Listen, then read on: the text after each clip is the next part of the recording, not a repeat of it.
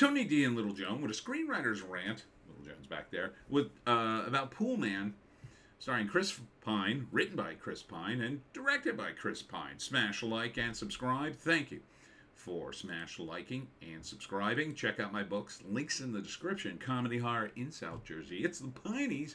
Books 1 through 13, 14 dropping soon. I have the cover.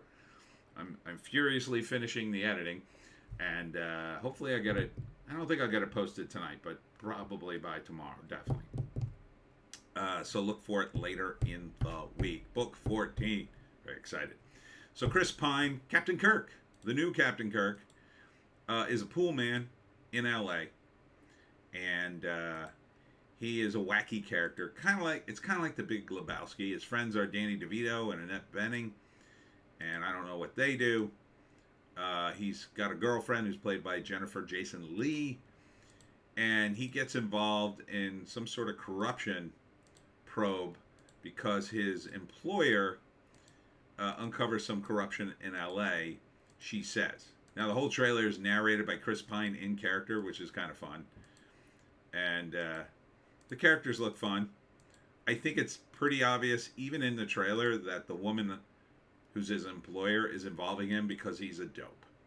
She wants to use him to probably distract from her own corruption. So you can see it's written by Chris Pine and Ian Gotler, and I looked him up in the other take I did of this video on the IMDb. He doesn't really have much comedy credits.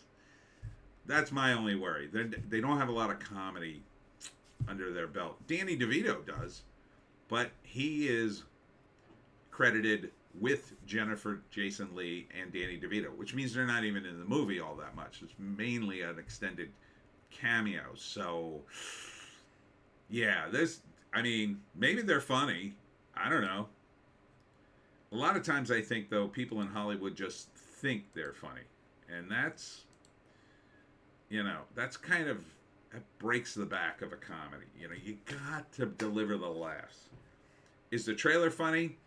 It's not unamusing. I mean, he seems like a wacky character. I'm kind of waiting for, something to really hit me so I can laugh. Doesn't really quite come.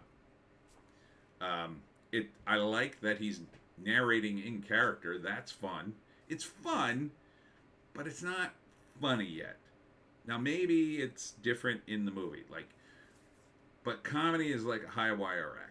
You got to deliver the laughs. And I don't see a comedian in here. He needed a stand-up guy. A serious stand-up guy to be one of the main characters and to be serious input on this. Unless he can deliver the laughs himself.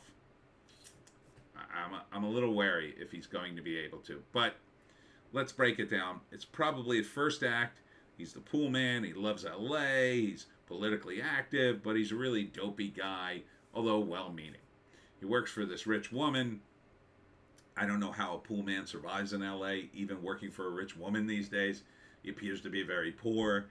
Those characters, or those people, I should say, I don't know if they exist anymore in LA. Can you live on Venice Beach and go surfing and be a stoner and somehow subsist yourself in LA anymore? I mean, I don't know.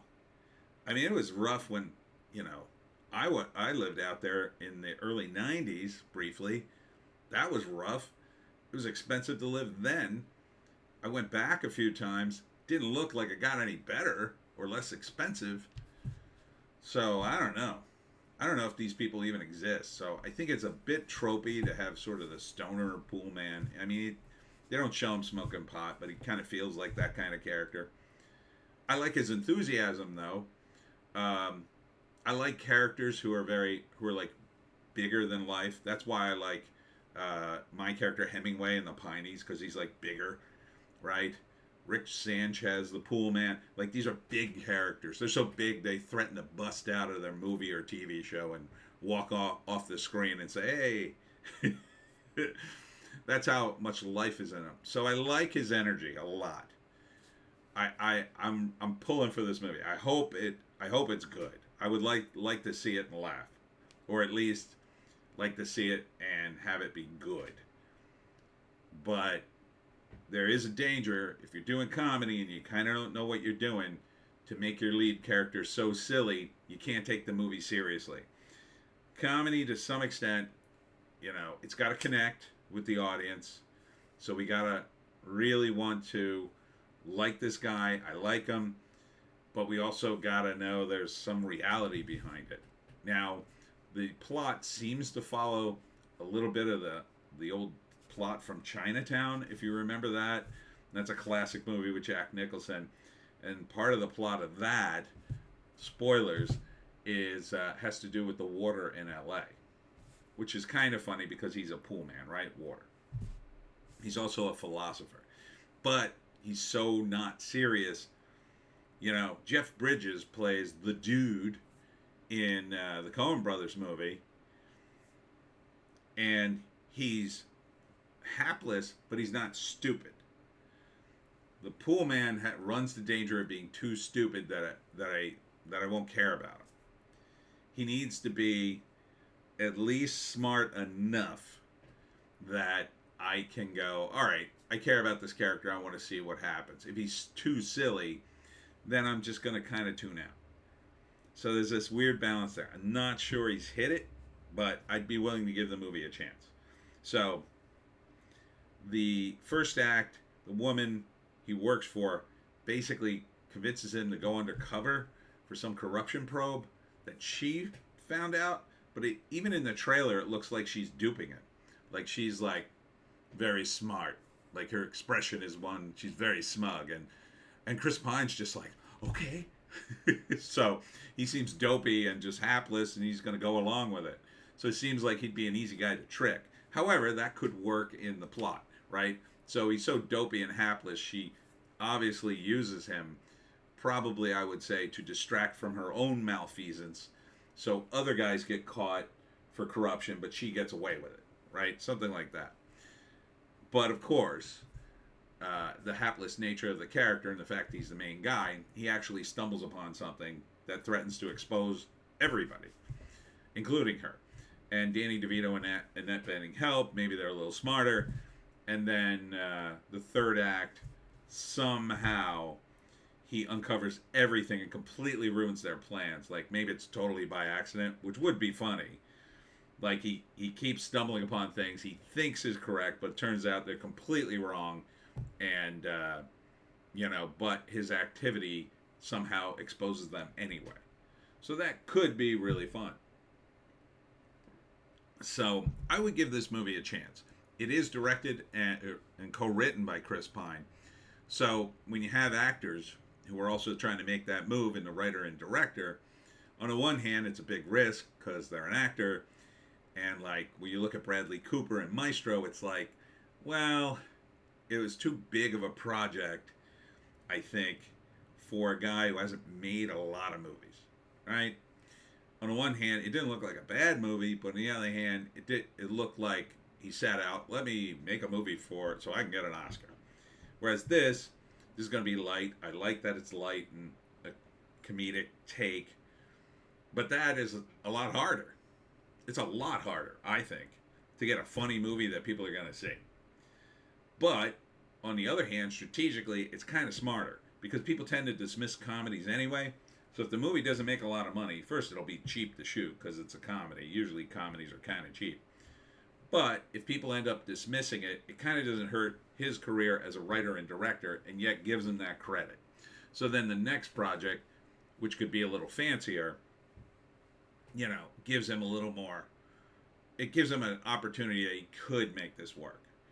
And even for his own career, just being an actor, he's on the set, he's on a movie, he wants to give suggestions. Sometimes directors will dismiss those suggestions from an actor. They might placate him, but they may internally dismiss them.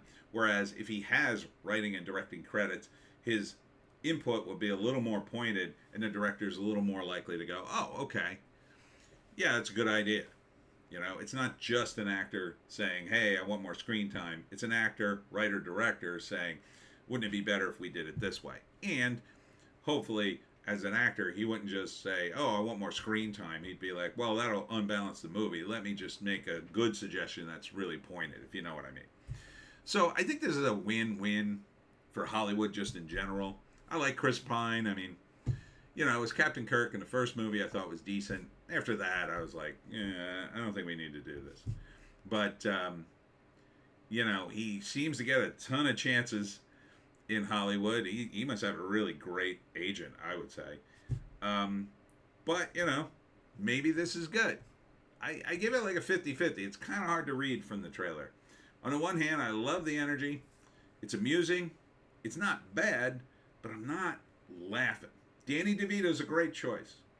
Could have added more people like that, I think. I think if he had added an actual stand-up comic somewhere in this mix, somebody would really send it home, you know? Someone like Nick DiPaolo, just to play like a wacky side character or whatever. I think that would have really sold it. And I think the music, see, like the character in the trailer says, oh, you're seeing a bunch of images set to music, set to awesome music, he says. But the music really isn't that awesome. It seems pretty generic. And Jennifer Jason Leigh's good. So I think he needed an actual awesome song, like Jeff Bridges had in his movie. I forget what they played, like some 70s music, right?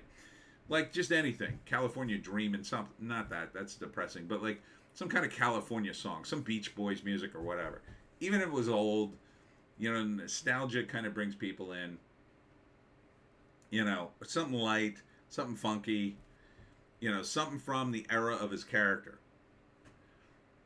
That being said, you know, it's a super overly positive view of LA, I think, where, you know, LA seems to be coming apart at the seams and they don't seem to address that.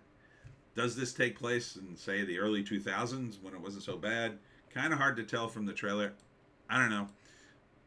Not really seeing a lot of cell phones. So maybe it does take place before LA started to really get bad, which would make a little more sense.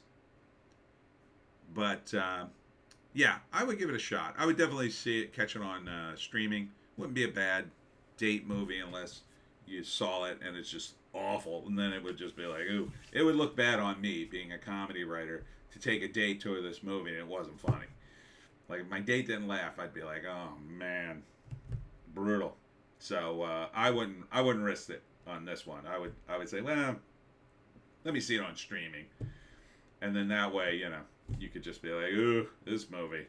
Do we want to watch the end of this?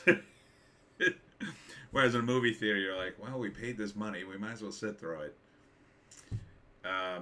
So good luck, Chris Pine. It's called Poolman, and comes out. Feels like a summer movie. So yeah.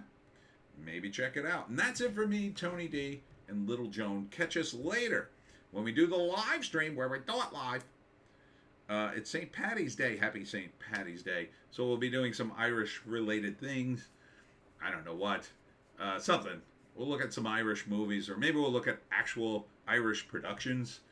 You know, movies that were actually made in Ireland by Irish people or something like that. And I don't know. We'll do something Irish. We did something last year, so I don't think I want to do the top 10 Irish movies unless they're actual, you know, Irish production companies. Well, we'll figure it out. See you at 7 on a live stream where we do it live.